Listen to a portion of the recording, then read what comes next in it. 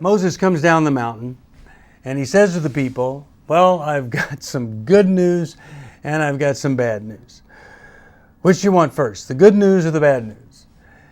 And the people say, we'd like the good news, Moses. He says, well, I've got it narrowed down to 10. And then the question is, okay, so what's the bad news? And Moses says, adultery's still in there. Okay, that's totally inappropriate, but so am I from time to time. From New Life Ministries, this is Going Deeper with Stephen Arterburn. I'm Stephen Arterburn. And Going Deeper is all about taking the tough issues, the hard issues of life, looking a little bit deeper inside so that we can gain some insight into our lives. Hi there, Steve Arterburn here, and thanks for joining me for Going Deeper. This is a wonderful pen. It was the pen of Dr. David Stoop. It's got green ink, and because Dave always wrote in green. And today I want to talk to you about the letter A. Now I'm going to take a big risk here, and I'm going to tell you a joke related to what A stands for today. A as in adultery. Moses comes down the mountain and he says to the people, well, I've got some good news and I've got some bad news. Which do you want first, the good news or the bad news? And the people say, we'd like the good news, Moses. He says, well, I've got it narrowed down to 10.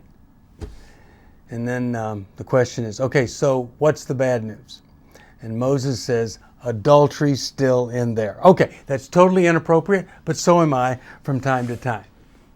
But let's talk about adultery for a minute.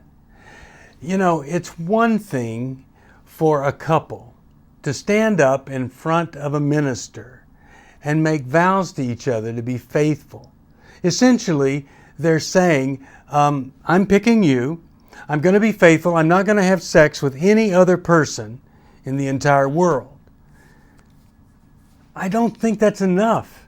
I mean, really, if we wanted those vows to mean what they need to mean based on what Jesus said was adultery, we would stand up there and us men would say to the women would say to the men, I vow to be faithful and true and pure.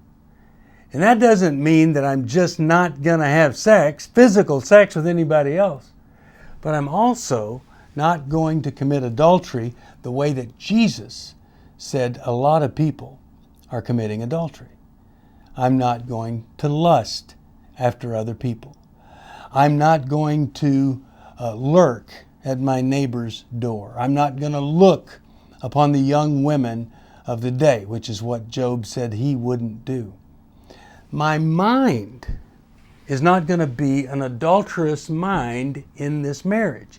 It, as well as my body, is going to be committed to you and committed to God. Wouldn't that be amazing if that's what we meant by being faithful and we could say it out loud and then we stuck to it?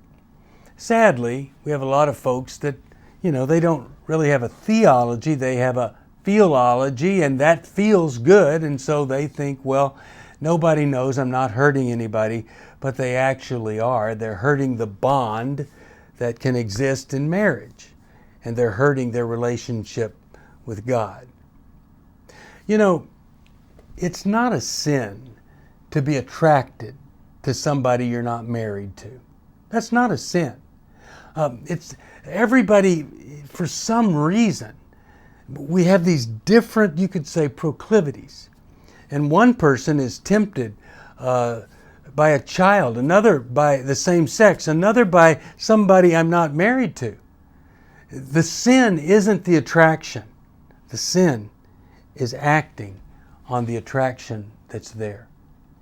Often, I've dealt with people who have had a major attraction one way, but they wanted to live another. They didn't want to be the serial adulterer, and so rather than act on and connect with somebody that might have been a new sexual adventure outside of marriage, they shut it down. That can apply to same-sex, opposite sex, anything. The attraction isn't the problem. I actually think that, there are things that you can do so that any attraction that isn't healthy is more manageable. Fred Stoker and I, when we wrote Every Man's Battle, we said, hey, if you want to manage this desire for lust and all of that, when you have the opportunity to look at something that's an image other than your wife, how about you look away, bounce your eyes? And do you know that I would say that one simple direction that came from the heart of Fred has helped more people get onto the life of sexual integrity than anything else, well, aside from the power of the Holy Spirit. So what am I saying? I'm saying, how about let's go deeper and look into the adultery that might be in our lives other than physical. It could be emotional, could be spiritual. And let's do whatever it takes to clean up the whole act, to be totally committed, mind, body, and spirit, and never, ever engage in anything sexual outside of marriage. That would be going deeper into your relationship with God. If you need any help with that, you can call us at 1-800-NEW-LIFE. Steve Arterburn here. Thanks for joining me for Going Deeper, and I hope to see you right back here next time. We'll take another letter. Maybe we'll go to B next time. See you then. Thank you for joining me for Going Deeper. I hope something I've said may have helped just a little bit. If you have a question you'd like me to answer or comment, just email me at stevesocial@newlife.com. I'll see you next time. If you want to support Going Deeper with Stephen Arterburn, be sure to subscribe so you never miss another episode. And if you know someone who would benefit from this episode, be sure to share it with them. See you on the next Going Deeper with Stephen Arterburn from New Life Ministries.